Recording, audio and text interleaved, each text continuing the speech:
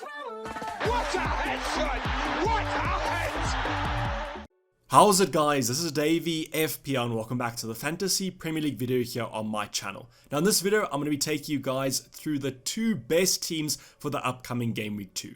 So the first team that we'll be taking a look at is going to be specifically for Game Week 2. We're kind of going to be looking at Game Week 2 in isolation and looking at the best free hit / wildcard team that you guys could come up with. Now this will be quite useful for kind of 1 week punts and kind of looking at the best options for the upcoming game week. And the second team might be slightly more useful, and that's going to be the best team inverted commas, or more specifically the top 1,000 template team that currently exists in FPL. So that's going to be the team with the highest ownership in the top 1,000 managers at this current state of FPL, and that's going to obviously change through game week to game week. That's going to be quite an interesting one to see how it ends up being in game week 38. So without further ado, sit back, relax, and let's get straight into it. So before we get into the teams and talk about the options that you guys should be looking at, I'm going to request some feedback on this specific video. So generally it's quite hard to kind of get what videos you guys are enjoying, what you're liking. Obviously there is the kind of comments and the likes, and thankfully enough, especially kind of at the early stages of preseason, there were a lot of videos that I know that you guys thoroughly enjoyed. So thank you for that,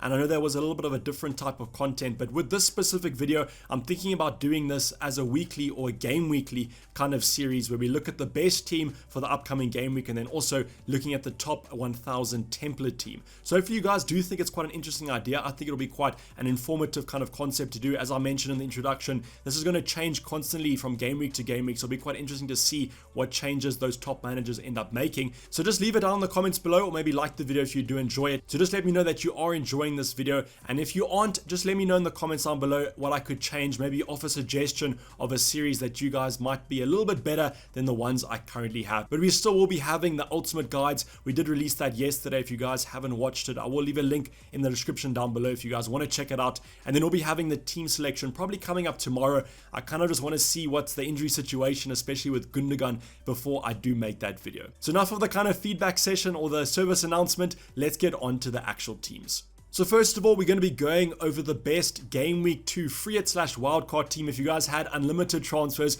I wouldn't probably recommend you wildcarding at this stage of the season or even using the free hit, so please don't do that. But you maybe can fit in one of these options with a free transfer. Also not taking too many hits, I would advise. So starting off with the bench, I'll let you guys know how I created the specific team. I went over to fantasyfootballfix.com and I went to their kind of assistant manager tool, which as far as I know is a free tool to use. So even if you guys don't have the premium subscription, you still can use this tool as far as I know. But I took the bench slider right down to 0%. We don't want a bench in a game week where we're looking at the best starting 11. So you can see on the bench there some very bad options. We've got Duffy in defense, Omobad Medeli in defense, both 4.0 million for the respective teams. So not much kind of cover if none of my starting 11 do play. And that could be quite risky considering that there are a couple of Man City options here. And we do know how Pep likes to rotate. But specifically for this game week, we'll talk about Man City and how I think that their starting 11 is going to be quite generic and quite predictable. And that's why it does make those options quite enticing. The final option on the bench is going to be Scarlett from Spurs as just a nice cheap 4.5 option. I personally do own him, but I don't think he's going to see the light of day even if Harry Kane manages to move to Man City. I think they'll find a replacement quite quickly,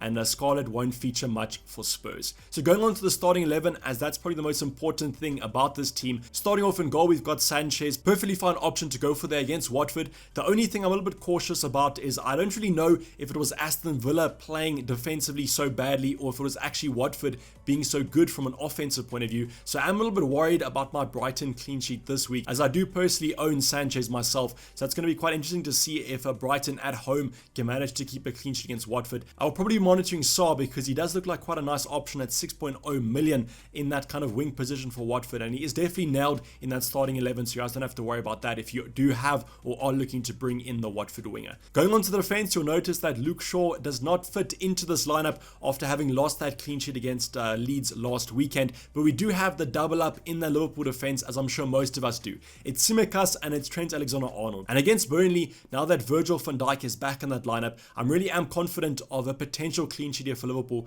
and hopefully some attacking returns. I mean, imagine the price that Tsimikas is going to rise to if he does get an attacking return, and that'll be quite nice to have, because with Robertson suddenly having a little bit of a re-emergence in training right now, I would like to kind of get rid of Tsimikas and profit on that price value. Trent Alexander-Arnold, nothing to kind of worry about there in terms of rotation, and I'm pretty sure most of us have him in our starting 11s, so we are going to be hoping for some some defensive and attacking returns against a Burnley side at Anfield. The final defender to talk about is going to be Diaz, and I can honestly say that if there was going to be a locked-in clean sheet this week, I think it's going to be for Man City. So hopefully I haven't kind of jinxed it there, but I do think Diaz, any kind of Man City option that starts, is going to be a good option from a defensive point of view.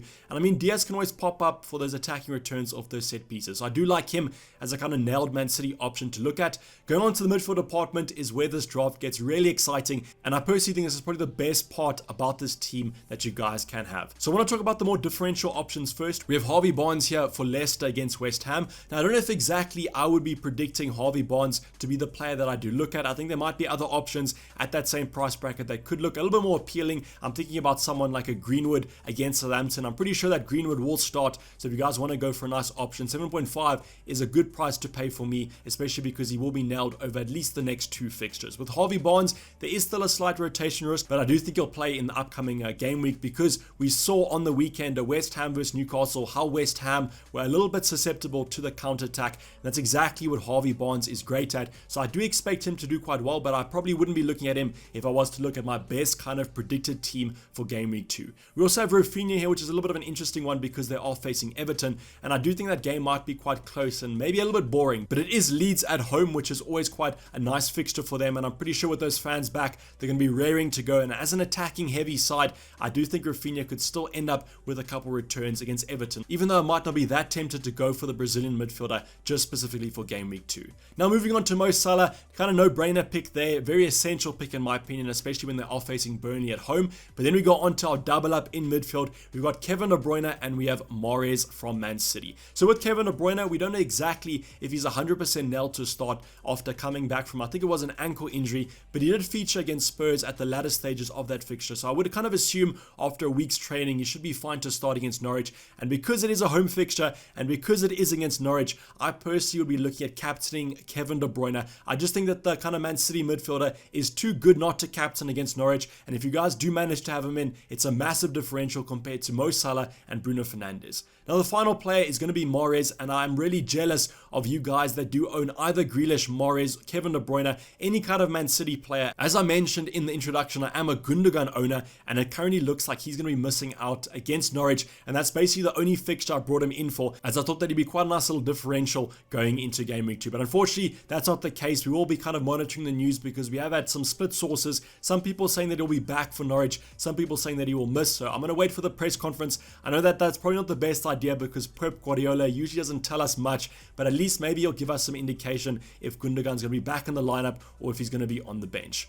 Mahrez is a nice little differential if you also want to go for him. I think between Kevin De Bruyne, Mahrez and Grealish, all three of those players should start on the weekend against Norwich, and I think all of them should potentially haul for your own FPL team. So as I said, really jealous of you guys, but I think most people generally don't have Man City options anyway, so if you have them, keep them, and if you don't, you're probably not going to be bringing them in for game week 2. Going on to the front line, we have an interesting option here, a more budget option. We have Benteke for Crystal Palace against newly promoted Brentford. Now, I don't know if I would recommend kind of going for this pick, but I do think the algorithm heavily favors Crystal Palace, or more or less kind of underestimates Brentford in my opinion, and we saw that in the kind of ultimate guide yesterday with the fixture analyzer. So with Benteke, probably wouldn't recommend him, but I guess at that price point might as well go for him against the newly promoted side, and hopefully Crystal Palace under their new manager can show us the attacking strengths of that young side. Then the final player in the lineup is going to be Danny Ings, and I'm really happy that it is going to be Danny Ings, as I have really doubled up on that Aston Villa attack with Buendia and Danny Ings myself. So at least against Newcastle, I think that the Aston Villa should kind of bounce back from that loss to Watford, and I am expecting Danny Ings to get a little bit of a mini haul. So this is the kind of selection to go for. You can see that the algorithm heavily favors the Liverpool fixture against Burnley as well as the Man City fixture against Norwich, and I personally can't really argue with that. I think hands down those are the best two fixtures to go for, but I was however surprised at the exclusion of a Bruno Fernandes and even a Greenwood. But I kind of think that the algorithm takes Greenwood's expected minutes into account, and last season didn't have the most minutes in the world, so probably that's why he's been hindered a little bit. But with Bruno Fernandes, you can see here that they are favoring going for Kevin De Bruyne and kind of splitting the budget and not going for three premiums in the midfield department, as I'm pretty sure if you were to go with Mo Salah, Bruno Fernandes and Kevin De Bruyne, I don't really want to see the rest of your team because it's probably a little bit dire. Now going on to the next selection, as I mentioned, probably the more kind of informative one, it's going to be the top 1,000 team or template team of the top 1,000 players, as I have kind of sorted this on ownership over at fantasyfootballfix.com. You can also go for the template team of the overall managers, but I generally think the top 1,000 is a little bit more enticing because that's obviously where you guys want to be in the overall rankings,